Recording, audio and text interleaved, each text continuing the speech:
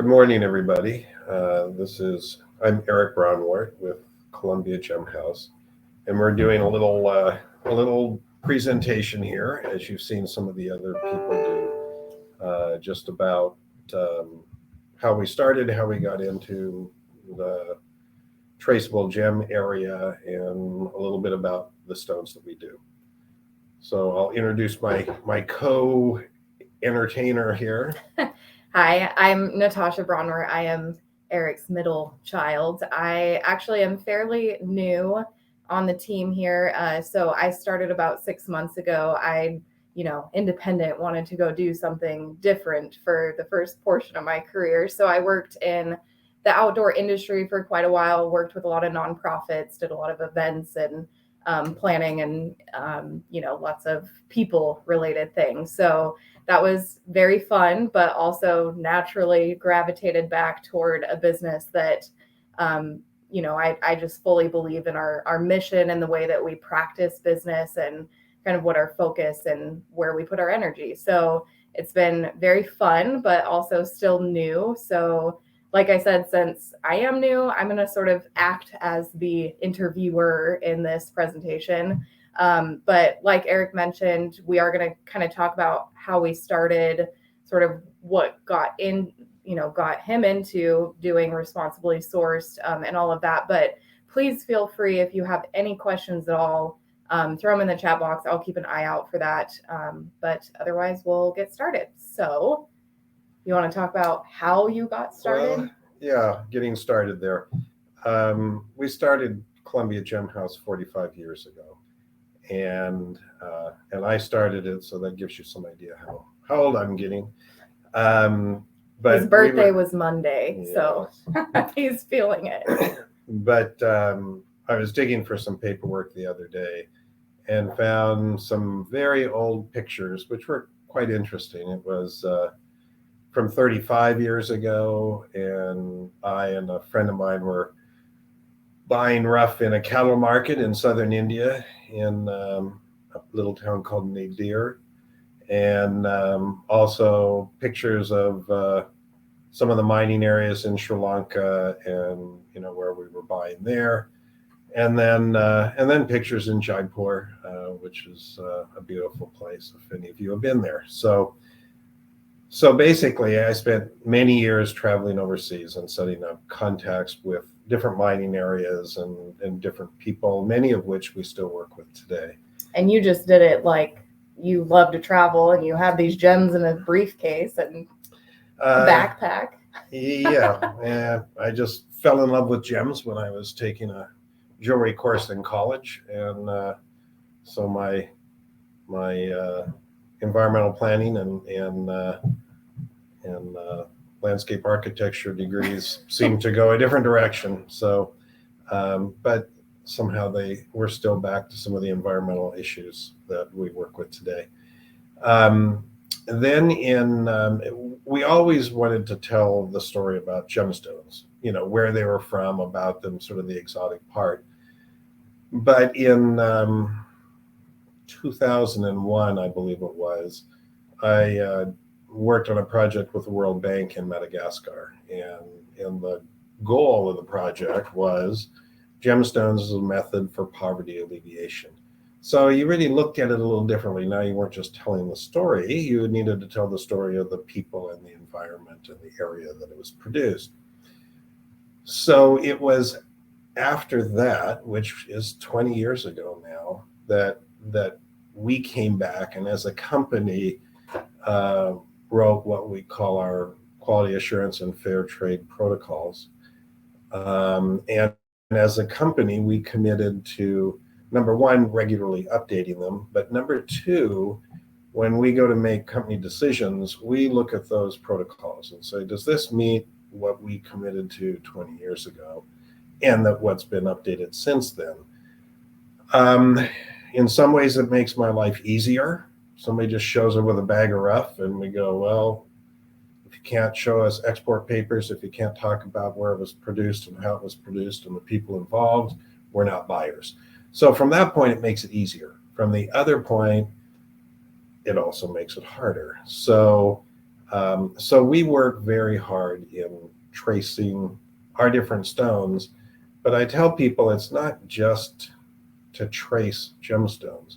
You trace gemstones so that you understand how they were produced and who produced them and under what conditions.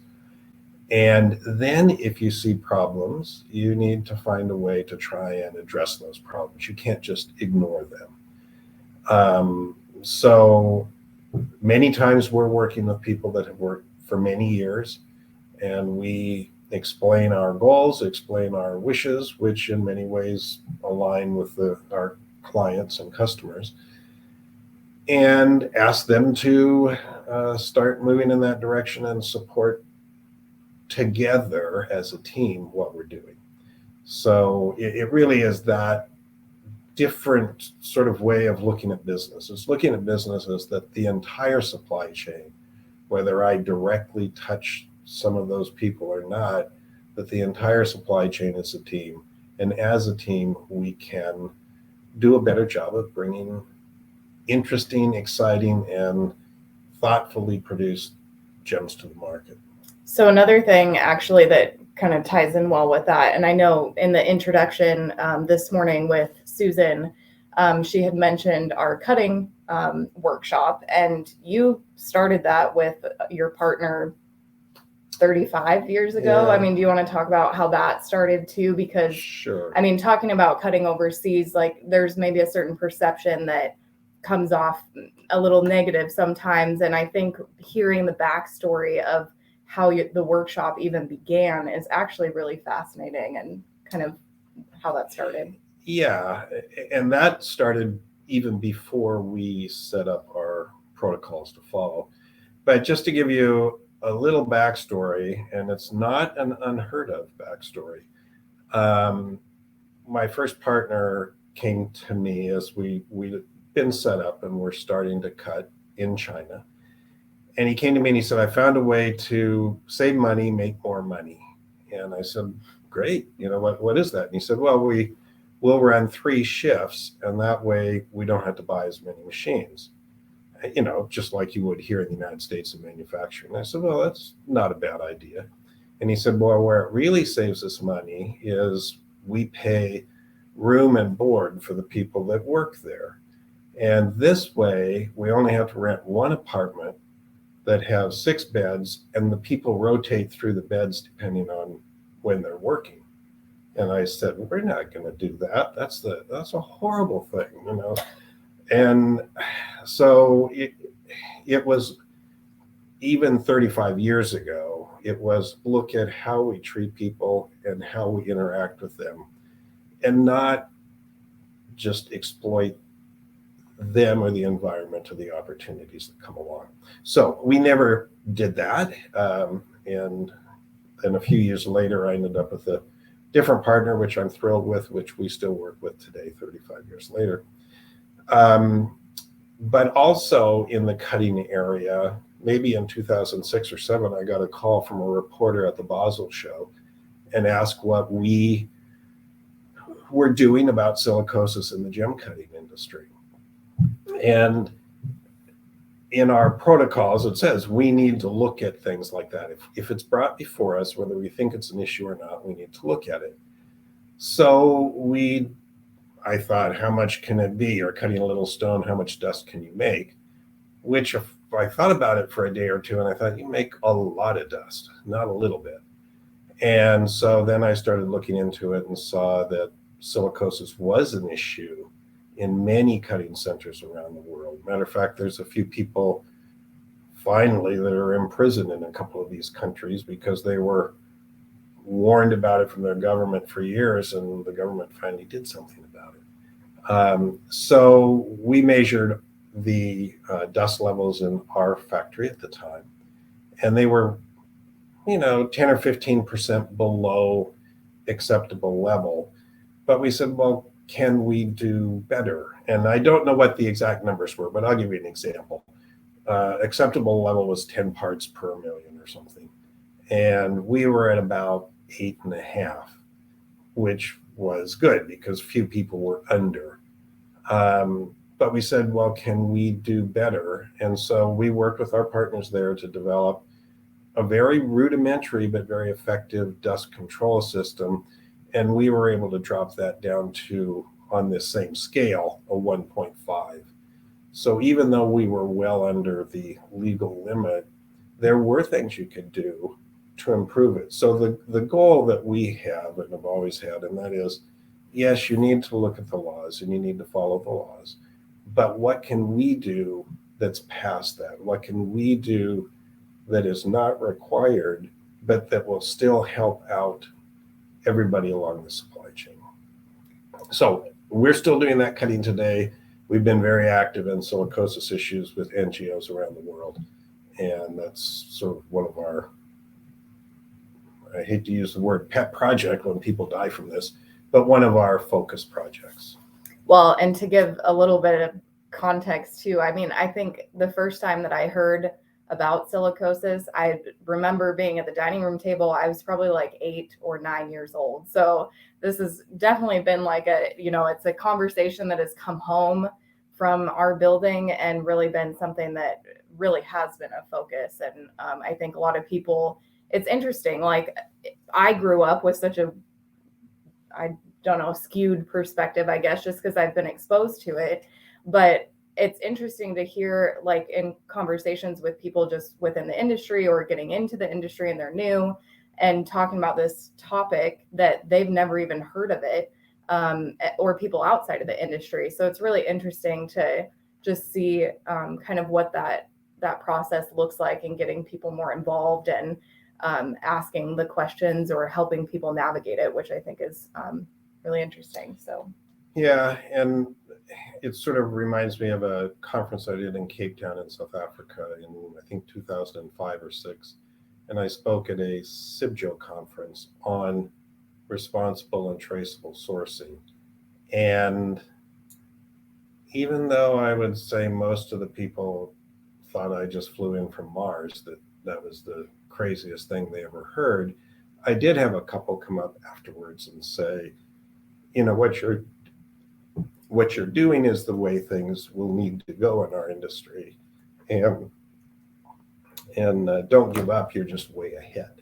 So it's been an interesting journey from where people clearly were opposed to it to where now it really is very important. If you're in the business, in almost any business, you need to be considering these things. So that's why how we got here. That's why conferences like this are so exciting to us too, to really feel like, especially for him, to feel like there's a community too that we care about and everyone's kind of on the same direction, same goal. But speaking of gems, I think we would love to share with you guys. I'm actually going to share my screen and we'll kind of transition and talk about gems. So we did make a little landing page, I suppose. I think you guys should be able to see it now. Again, if you have questions, just pop them in the chat box. But so this by no means is a full scope of what we offer. But we did just launch a new website a couple of months ago. So we decided that it would be great. It's always difficult to try to show you guys on the screen different stones. So we thought it would be a great way to kind of show you a little bit of some spotlighted products and kind of areas that we focus. So we'll run through this, but before we kind of scroll through the page here, I do want to mention we are doing a promotion for this conference only, and you can get an extra 10% off any order that you make on our website directly. So the code that you use when you go to checkout is CRJC and the number 10. So these letters here, for the Chicago Responsible Jewelry Conference, it's just CRJC 10. You put that in when you check out and you'll get 10% off all of your purchases between now and Monday.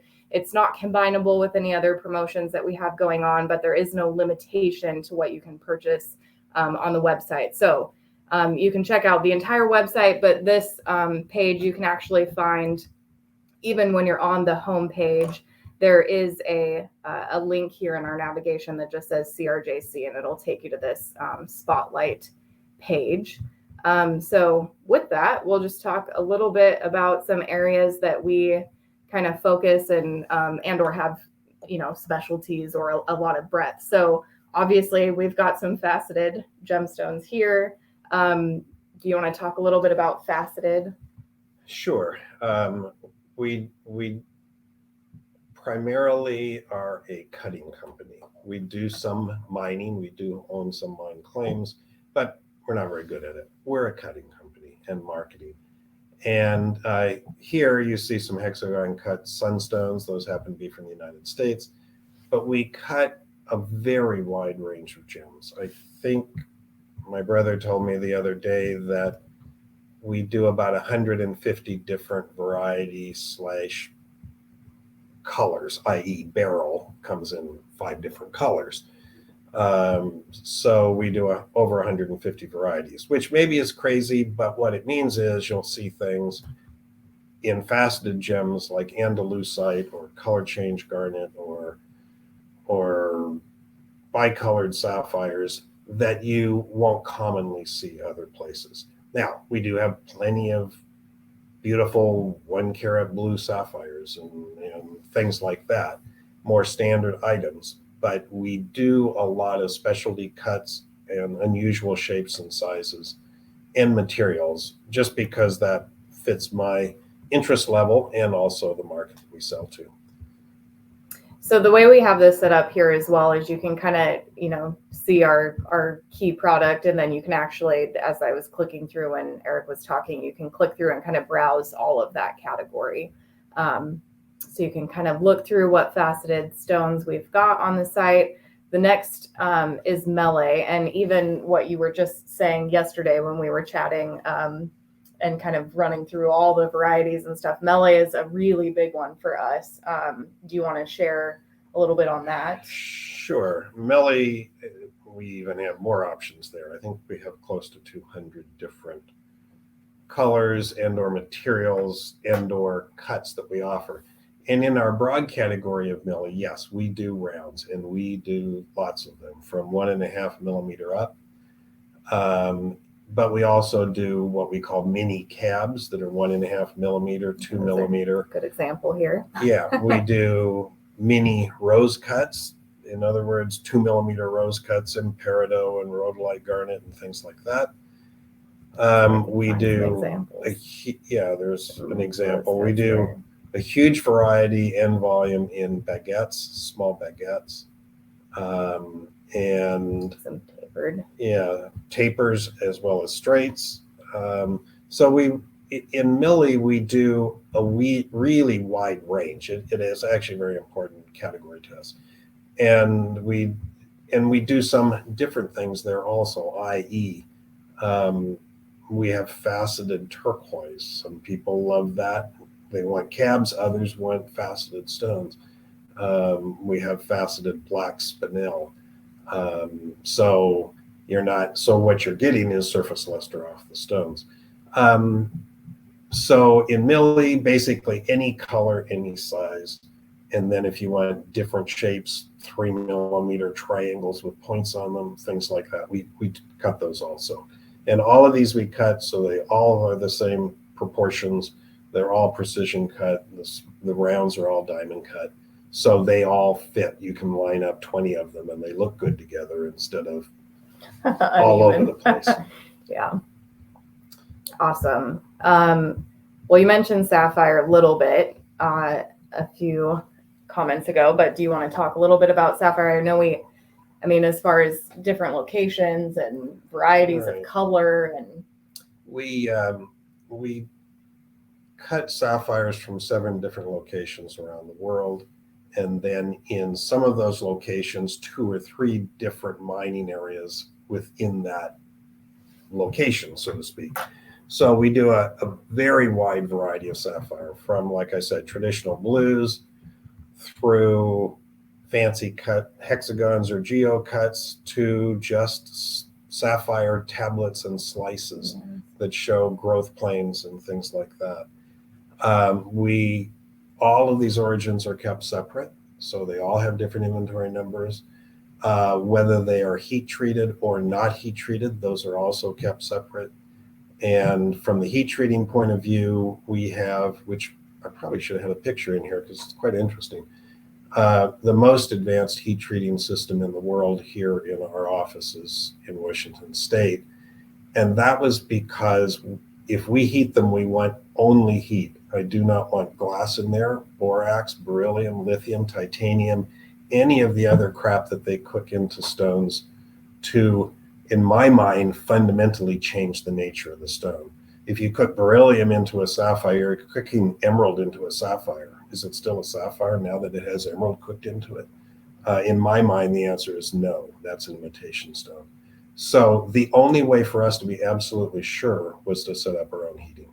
So we do that here. And our machines look like transformers, so that's always fun when people come by and we get a chance to walk through and look at them. All right. So we also, cabochons is a big category for us. I know even with the way that we purchase, rough, that a lot of that ends up giving us a huge kind of range and where and how and what we get to cut. Do you want to talk a little bit about cabs? Yeah, and that's a good point. For miners, when they're mining, they get a whole range of goods. They're really lucky if 5% of their production is top gem quality. That would be lucky. So you've got this immense range of goods. Most mines can't make money just selling the very top only. So wherever we can, we are buying the full range of what they produce and then trying to find uses and markets for that full range. So in other words, we've got beautiful morganite cabs or slices that show growth lines and inclusions that are natural in the stone.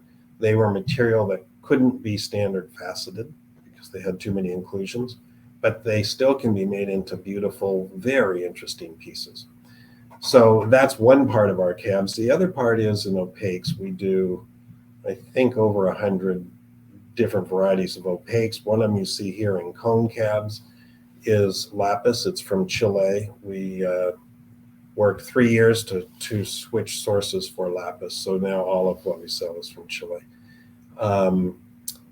But we do, whether it's like you see that pair of tapered jaspers from the Caldera mine in Oregon, to transparent stones like the imperial diopsides there, cabochons in turquoise. So we do anything from little opaque bars that people use to inlay in pieces, to actually inlaid pieces, to carved cabochons, to standard cabochons. So it's a huge range. And again, you guys can click through and kind of find, again, since the website's so new, we are working weekly to get as much on this site as possible. So if there's something that you can't find on our website, you can always give us a call or reach out, because I'm sure we have what you're looking for. But you can kind of sort through what we do have up so far and see some examples of just what Eric's talking about.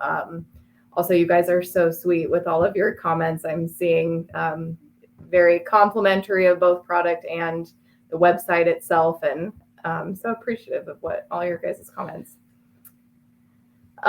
Pearls. So pearls are a really fun one for us. I know even in the last couple of months, I feel like we've had so much interest in this and wanted to make sure that we had a chance to talk a little bit about it. Yeah, pearls, we're gem cutters, and people go, well, why do you sell pearls then if you're gem cutters? In this case, it's because this pearl farm absolutely matched our concern for the environment, for people, for social issues. It really was a perfect match. So we decided, I guess, we should have pearls. And these come from Mexico. It's the only pearl farm in Mexico. And for those of you who attended Susan's last in-person conference, Enrique Amenzaди spoke there about all the issues that they do from the environmental point of view, from a oyster variety point of view. It was really very interesting and very technical on what they did to have this carefully, thoughtfully developed pearl farm that produces really some of the most beautiful pearls in the world. They come from the rainbow-lipped oyster. From that name, you can imagine there's few that are just one color. They are almost all rainbow sort of colors. And whether they're mabes or blister pearls or rounds or baroques, they're really gorgeous pearls and really follow a very careful, thoughtful environmental plan.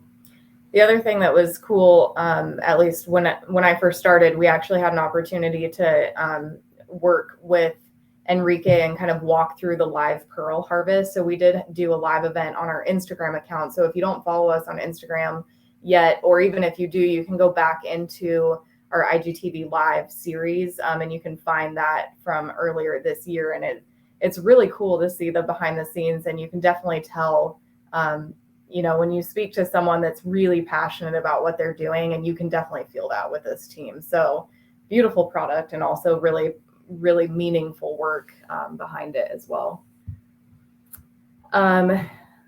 Well, I have one more that I wanted to run through, hopefully. I know we have a couple minutes left, but American gemstones. You want to talk a little bit about American gems? Sure. American gems, I guess we've worked in much longer even than the others. Because when I was a little kid, there was a rock shop just down the road from where I lived. And we would always go down there and buy little polished rocks and things that we would then make jewelry for my mom. So, and a lot of that was American stones. And a lot of people don't realize that America does produce a lot of gemstones. We just finished a promotion raising funds for the Navajo Indian Hopi Health Clinic. And that's because we get a lot of gemstones. They're chrome pyropes, or commonly known as anthill garnets, that come from the Navajo reservation. We get a lot of peridot from the Apache reservation. We get turquoise from numerous places around the Southwest. Amazonite from Virginia, rhodonite from Colorado, also some aqua from Colorado, sapphires from numerous locations in Montana. So there's a great deal of American gemstones, and for us, it's just been really interesting. It's just really an extension of what I did very long ago. And many of them are things that people never knew came from the United States, or in some cases, like the blue highlight opal that you see right there, the little marquise. People have never even heard of it, and it's sort of opalescent. It reminds you of opalescent Tiffany glass that they did at the turn of the century, or almost like moonstone. So there's lots of different things and lots of American gems with some very interesting stories that go with them also. So we work around the world, but it's not at the exclusion of the United States. We do a lot here also. Awesome. Well, I know we're running down to the wire here on time. So just a comment as well. If you are in the industry and you're interested in buying on our site, you can also create a wholesale account, and you can actually have access to wholesale pricing when you're logged in. And that, again, our code, I'll quit sharing our screen here. Our code is the CRJC10. And we will be in the booth table area after our presentation as well. So feel free to hop by, ask us any other questions if you've got them. And you can also find that code and all of the links on our page as well. So yeah, it's been great. Thank you so much for having us. We are really excited to be here. So yes, thank you all. And we're also excited to go through a lot of the presentations that Susan's doing for the conference, which starts tomorrow, the next couple of days. So if you haven't signed up for it, you probably have if you're on these broadcasts, but if you haven't, definitely do so. It'll be very good. We'll see you there also. That's right. All right. Thank you, everyone. Thank you. Have a great afternoon.